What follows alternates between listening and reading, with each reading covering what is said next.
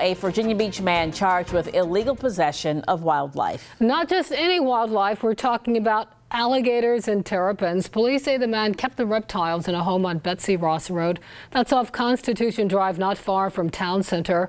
Reporter Jacqueline Lee went to the suspect's home today. Well, Regina, I wanted to talk to him to get his side of the story. When I knocked on his door, he slammed it in my face. I did, however, talk to the woman who lives right across the street. Virginia Belvin hasn't met her new neighbors yet. I've met their tow truck coming up and down the street. But she learned a little more about them today. Didn't know there were alligators.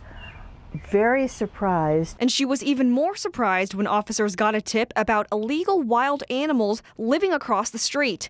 This search warrant shows investigators found 2 alligators and 2 diamondback terrapins kept illegally by Sean Wrench. And here he comes.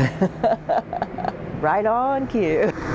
I tried to ask him about it. Doing a story on the alligators and the terrapins that were found in the... You don't want to say anything? John Klepfer from the Department of Game and Inland Fisheries said they want to avoid the possibility of people dumping alligators and the alligators in turn establishing a population. You know, it's irresponsible in the sense that you know it's illegal, you brought it in, and so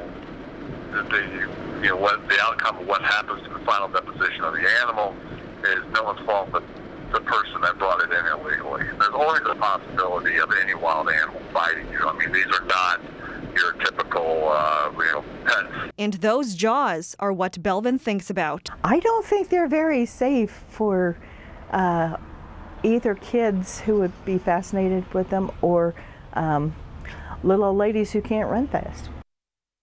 And an officer from the Department of Game and Inland Fisheries tells me the alligators that were taken weren't very large. They were manageable enough to handle indoors. Now, Wretch faces a misdemeanor, which includes a fine and no jail time. Jacqueline Lee, 13 News Now. Early morning gunshots ended with